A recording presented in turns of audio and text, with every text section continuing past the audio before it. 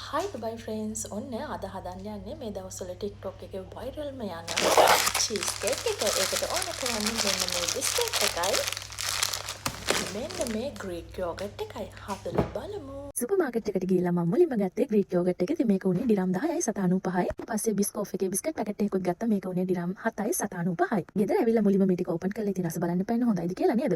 ඒක නිසා එකක් කාලා බැලුවා. ඊට පස්සේ මෙන්න මේ වගේ yogurt එකට යාලා කියන විදිහට බිස්කට් එක මේ විදිහට මම අතුර ගත්තා.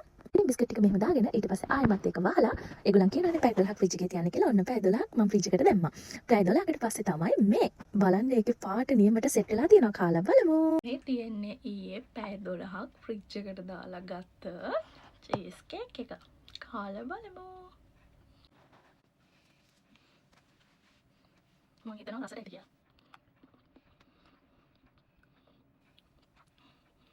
ළමයික මාරම රහයි. අනිවාර්යෙන් හදලා බලන්න. තනිකර cheese cake රසක්ම තමයි තියෙන්නේ. අනිවාර්යෙන් try කරලා බලන්න. මාරම රහයි. ඔය විදිහට තමයි මේ දවස්වල TikTok එකේ ට්‍රෙන්ඩින්ම වයිරල් වෙලා ගිය ජැපනිස් චීස් කේක් එක මම හදාගත්තේ. මේ චීස් කේක් එක try කරපු නැති කෙනෙක් ඉන්නවා නම් අනිවාර්යෙන් try කරලා බලන්න. ඒ ක්‍රියන ඉන්ග්‍රීඩියන්ට්ස්ම දාලා හදලා බලන්න. ඒක හරිම soft එකට රසට තියෙනවා. ඉතින් ඔයාලා මේක එකපාරක් ඇදුවොත් ආයෙත් අනිවාර්යෙන් හදාගෙන කනවා. ඒක රහයි. ඉතින් අනිවාර්යෙන් හදලා බලන්න. එහෙනම් ගිහින් එන්න.